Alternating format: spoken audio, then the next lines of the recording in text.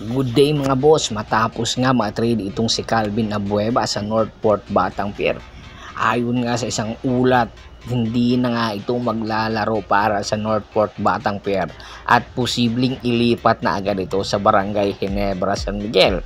Pero ayon din sa mga interview kay Coach Tim Cone, hindi ito gusto ni Coach Tim Cone. Ayon sa kanya, hindi sila interesado na makuha nga itong si Calvin Abueva para idagdag sa kanilang lineup. Alam naman po natin si Coach Tim Cone, denial king po ito. Kahit na nandyan na yung papel, dinidinay pa niya. Ito na ngayon ang mga galawan ni Coach Tim Cone, hindi na nga katakataka na kung bakit napakalakas ng Barangay Ginebra ngayon.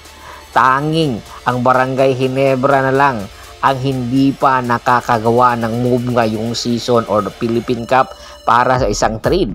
Kaya ayon nga sa ulat, napakalaki ng tsansa na ililipat na nga ito dahil nga si Calvin Abueva ayaw maglaro sa Northport Batang Pier at napapaulat na nga na ang Northport Batang Pier ay posible ng ibenta anytime. Kaya naman dinadahan-dahan na nila na magpakawala ng kanilang mga key players.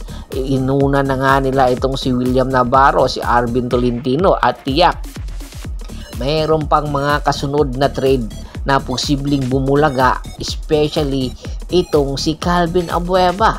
Ilang taon na lang imamalagi nitong si Calvin Abueva, kaya tiyak hahanap-hanapin ito ni Coach Tim Cone.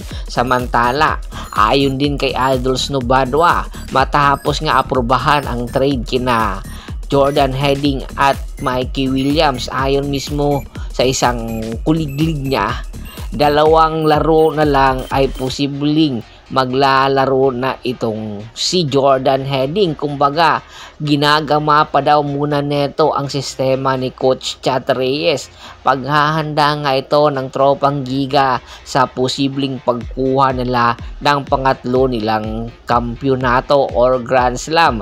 Kaya naman ang mga SMC team ay busy rin na magkuha or magdagdag ng kanilang lineup at kumuha ng mga key players sa kanilang farm team na Northport at Terra Firma Jeep. Kaya itong tropang Giga ay busy rin sa pagkuha ng mga bigating player katulad nitong si Jordan Heading.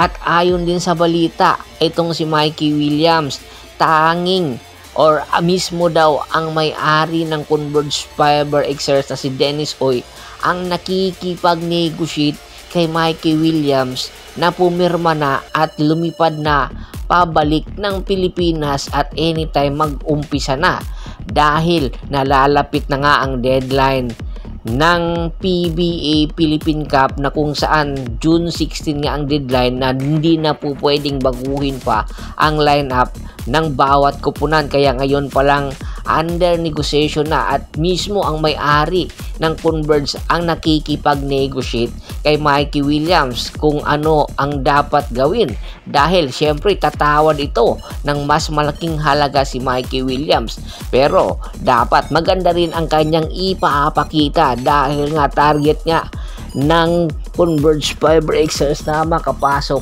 sa playoffs at patungo nga sa finals. Kaya naman hindi katakataka na ang Converge mismo ang gumagawa ng paraan para mapalapit ang loob kay Mikey Williams. Alam naman po natin na itong si Mikey Williams, matampuhing bata po ito. Kung ano ang dapat hingin ay dapat ibigay at tiyak ipapakita niya ang kanyang 100% na kakayahan. At take note ha, hindi lang si Mikey Williams or hindi lang si Jordan Heading ang posibleng kunin ng Converge, rather ng tropang Giga. Kinuha na nga rin ng tropang Giga itong si Mike Nieto, na kung saan inilagay na ng Converge Fiber Exers sa pre-agent market. Agad-agad kinuha ito ni Chat Reyes para pagpapalalim sa kanilang wingman, dahil alam kasi ni Coach Chat Reyes ang kakayahan nitong si Mike Nieto na kung saan isa nga ito sa mga dating Gilas players. Kaya po pwedeng itandem ito kay Jordan Heading na kung saan nagkasama nga sila sa Converge. At pag-amin pa nga ni Coach Jojo Lastimosa, ang team manager ng Tropang Giga, dapat daw kasama itong sa package si Mike Nieto, kanya lang hindi nga napursu.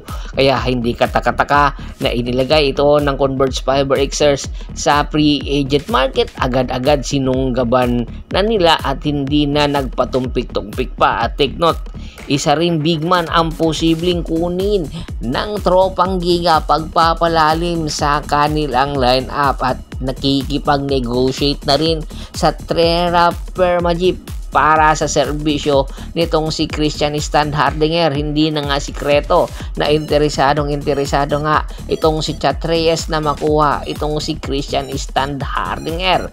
Kayang-kaya magpakawala ng Tropang Giga ng mga players ng kanilang mga farm team para lang makuha ang serbisyo ni Christian Standhardinger para masigurado na makukuha rin ng Tropang Giga ang Grand Slam. Ano sa tingin nyo? Matutuloy kaya ito? Komento na sa baba ng video at pag-usapan natin yan. Once again, this is Percival Monteron at your service.